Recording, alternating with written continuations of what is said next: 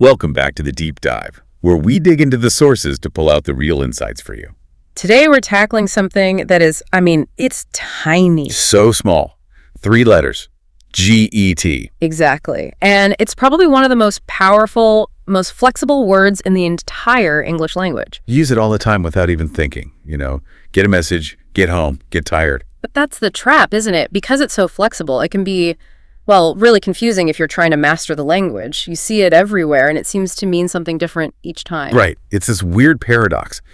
It's simple, but it's also incredibly complex. So our mission today is to cut through that. We want to give you a map. A clear structure, so you can really understand how get-T works and, more importantly, how to use it so you sound more natural, more friendly. And the great news is you don't need to memorize dozens of definitions. It really all boils down to just 3 core ideas, 3 pillars, so to speak. Okay, I like that.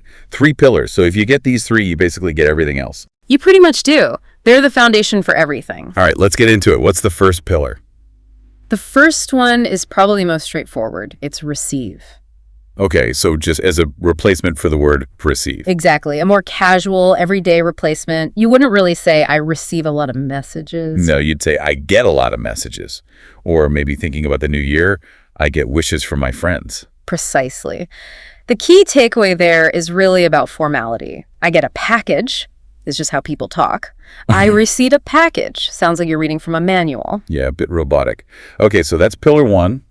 Receive. What's the second one? The second pillar is have. It's about possession or experience. So not just getting something once, but now you have it. Like, I get more free time this year? Yes, you have more free time. Or I get a fresh start. You now possess that fresh start. It connects the thing directly to you as a new state of being. Okay, that makes sense. Receive, have, and the third one must be about change. You got it. It's become. This is a huge one. It's all about describing a change of state. So when I say I get tired after the holidays, I mean I become tired. Yes. Or I get motivated at the start of the year. You become motivated. Your condition changes. So those are the 3. Receive, have, and become. That's the foundation. And with that, we can really understand the 4 main ways you'll hear it and use it in conversation every single day. All right, let's dive into those applications. We can start with that first one, get equals receive, but let's focus on, say, communication. Yeah, this is a big one. And here's the rule of thumb.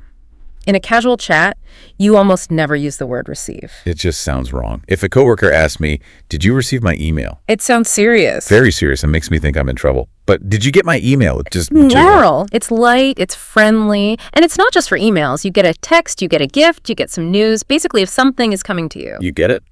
Simple. But there is a time and place. This is a deep dive, after all. You don't want to overuse it in, say, very formal writing. Right. So in a legal document, you might see the party will receive payment. You wouldn't write the party will get paid. Exactly. You save get for conversation, and you use more precise words like receive or obtain when the situation calls for that level of formality. Okay, good distinction. Let's move to the second big use.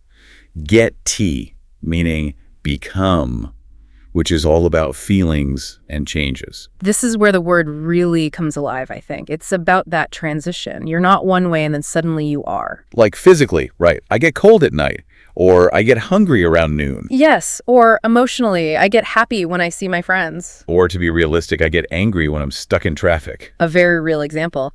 But here's a question for you then. If get means become, why does it sound so strange to say, I get tall, you don't get tall? Oh, that's a great point. You don't get smart either. You become smart. So what's the difference? Is it about temporary states? You can get sick and then get better. You get tired and then you rest. But being tall is permanent. You've nailed it. DET is usually for these transient states, these non-permanent changes. It's about the process of shifting from one state to another, often when you can shift back from. That's a fantastic insight. It's not just a synonym for become, it has its own specific flavor. It does. It makes the language feel more active, more in the moment. Okay, so let's move to the third big one, which is about movement. Get-T, meaning arrive. Another huge marker of fluency. When you're talking about reaching a destination in a casual way, get is your go-to verb. I actually made this mistake once. I was in a really formal interview and I said, I got here about 15 minutes early, and I immediately cringed. Oof. Yeah, in that case, I arrived early would have sounded much more professional. So it's that same formality line again. Arrive is for the airport announcement or the formal meeting. For sure. But for everything else, what time do you get home? I need to get to the store. Let's see who can get there first. It's just more natural. You mentioned something important there. You said, get to the store and get there. Ah, yes. A crucial little detail. You usually need a preposition like to or an adverb like home or here. You don't just get the office. You get to the office. Right. Forgetting that little word is a really common mistake. A good tip to watch out for. Okay, and that brings us to the fourth major application. Get T, meaning understand. Yes. The classic, I get it. Simple, quick. It is, but it's often more than just, I comprehend the information. It's about connection. How so?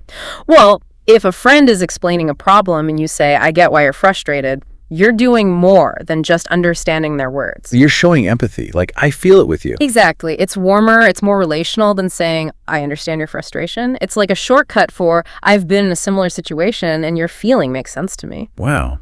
I never thought about I get it as an act of empathy. That's a really powerful use of such a small word. It really is. Okay, so now that we have those 4 main applications down, we can get into the really high-level stuff. Ooh, advanced moves. The first one is something called the causative GET. It sounds a bit academic, but it's a huge shortcut in daily speech. Okay, break it down for us. What's the structure? The structure is GET plus an object plus a past participle. GET, object, past participle. Okay. And it means you cause something to be done by someone else, you arrange for it. So if I say, I washed my car, I did the work myself. Right. But if you say, I got my car washed, that means I paid someone at the car wash to do it for me. Bingo. It's incredibly efficient. Think about it. I need to get my taxes filed. We have to get this report finished. So it implies you're managing the situation, not necessarily doing the manual labor. It completely changes the meaning. I painted the house means you spent your weekend with a paintbrush. I got the house painted means you hired professionals. It's a sign of delegation and control. That's a massive insight. It's complex grammar hiding in plain sight. It really is. And once you master that, you need the other essential piece for fluency. The fixed phrases, phrasal verbs. The ones you just have to know. They're everywhere. Let's run through the top 5. First one, get up. Meaning to wake up or leave your bed. I get up at 7 a.m. Simple. Number 2, get back. To return. What time did you get back last night? Okay, get ready. To prepare. I need to get ready for the party. Then there's get better. Which can mean to recover from an illness. I hope you get better soon. Or to improve a skill. I'm trying to get better at English. And then the last one, the social one, get along. To have a good relationship. I get along with my coworkers. If you just learn those 5, your conversational ability takes a huge leap forward. Absolutely. So knowing what to do is key. But now let's talk about what not to do. What are the common traps people fall into with get T? Number 1, by a mile, is forgetting the past tense. Right. The past tense of get is G-O-T. And you have to use it. It sounds very unnatural to say, I get a package from you yesterday. It has to be, I got a package yesterday, or I got your message. Correct. Nailing got for past events is a huge sign that you're becoming fluent. Okay, trap number 2 is the formality thing we've been touching on. Yes, just to really hammer it home. In formal writing an essay, a business proposal get can sound a little too simple or even lazy. So that's when you pull out the more precise vocabulary. Use receive, become, arrive, obtain. It shows you have a wider range. Save get for making conversation feel friendly and natural. And the third trap you mentioned goes back to those fixed phrases. It does. You can't just swap words in and out of them. They are fixed units. So you can get along with a person, but you can't. You can't get along your homework. It makes no sense. None at all. You could say, I get my homework done, using that causative form, but get along has a very specific meaning. You have to learn these phrases as a whole. This has been so helpful. We've really built a framework here.